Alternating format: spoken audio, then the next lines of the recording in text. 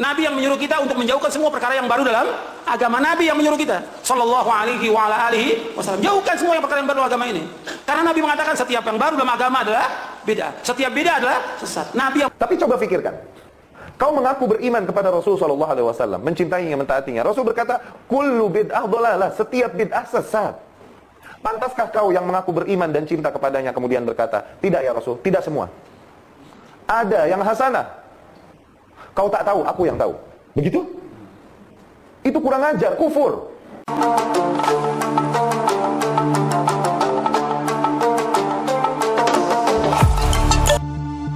Nyata tidak jika semua tindak tanduk kaum Salafi Wahabi itu betul-betul sesuai sunnah dan ajaran Rasulullah Sallallahu Alaihi Wasallam, seperti halnya yang ia keluarkan, atau bahkan sebenarnya mereka itu pelaku sekaligus pencipta bid'ah sesat yang sejati, sebagaimana yang ia sering tuduhkan pada kelompok Ahlus Sunnah wal Jamaah, yang setiap amalannya jelas terdapat dalil nas dan berpanutan kepada ulama salafus soleh.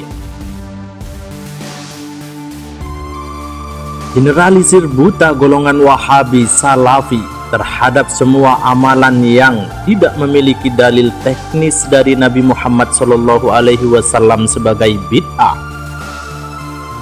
Golongan ini sangat tidak mau mengakui tradisi, apalagi kebudayaan bercampur dengan agama.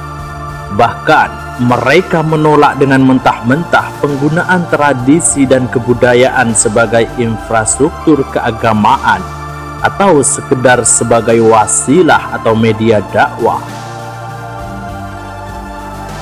Dalil andalan mereka adalah selama tidak diajarkan oleh Nabi Muhammad SAW, maka haram hukumnya dilakukan. Karena agama Islam sudah sempurna, sebagaimana ayat Al-Ma'idah ayat 3, "Al-yawma akmaltu lakum dinakum wa atmamtu alaikum ni'mati wa raditu lakumul Islam madina," yang artinya, pada hari ini telah kusempurnakan untuk kamu agamamu dan telah kucukupkan kepadamu nikmatku dan telah kuridhoi Islam itu jadi agama bagimu.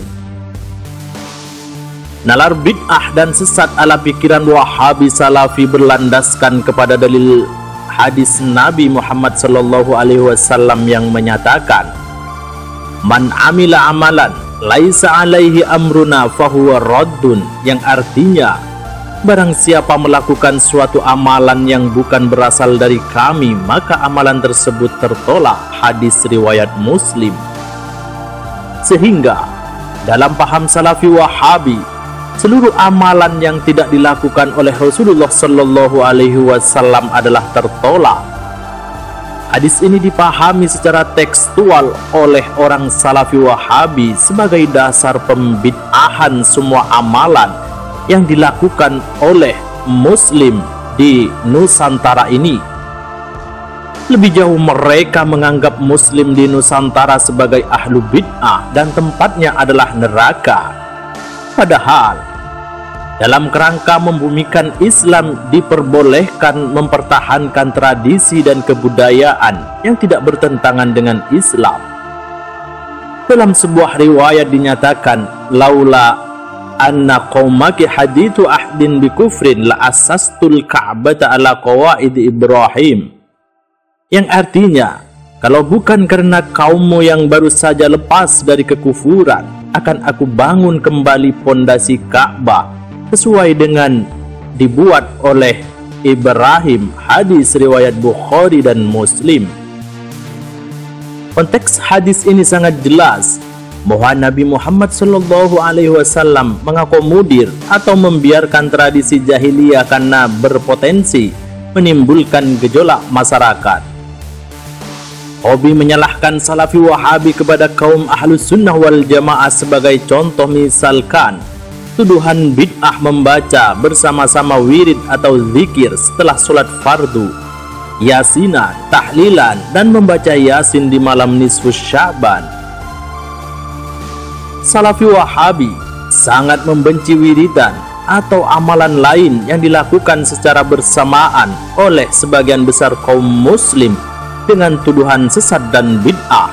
Namun, kebencian terhadap wiridan setelah sholat tidak menjalar kepada pandangan kebencian terhadap praktik menyalakan handphone setelah sholat.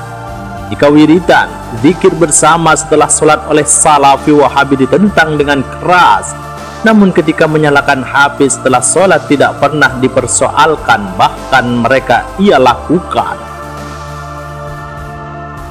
Salah satu contoh lain misalkan, jika datang bulan Ramadan, orang Wahabi Saudi Arabia mengadakan sholat tahajud berjamaah sebulan suntuk dengan memilih waktu khusus di bulan Ramadan dari awal hingga akhir bulan Ramadan, seperti yang dilakukan di Masjidil Haram Makkah dan Masjid Nabawi Madinah, dan diimami oleh tokoh-tokoh Wahabi.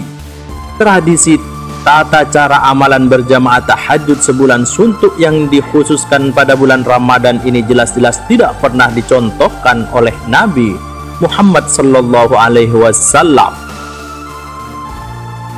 Contoh nyata di Indonesia yaitu penerjemahan Al-Quran ke dalam berbagai bahasa seperti yang diterbitkan oleh Departemen Agama adalah termasuk bid'ah jika melihat definisi bid'ah oleh Salafi Wahabi sendiri. Namun kenyataannya di Indonesia, terjemahan Al-Quran dari Departemen Agama ini sering dijadikan kitab rujukan bagi orang Salafi Wahabi Indonesia itu sendiri. Nah, pemikiran Wahabi ini memang rancu dan aneh, jelas kelihatan dangkalnya. Ia mengaku penerus salaf, padahal kenyataannya ia ingkar terhadap pandangan dan perilaku ulama salafun as-sholih, dan tak jarang pula ia mereka sesat-sesatkan. Sehingga jika dilihat dari kerancuan otaknya, sejatinya mereka para kaum dangkal Salafi Wahabi ini adalah pelaku dan pencipta bid'ah yang sengaja dibungkus dengan tameng kata salaf sunnah ala made in Wahabi. Wallahu a'lam bissawab.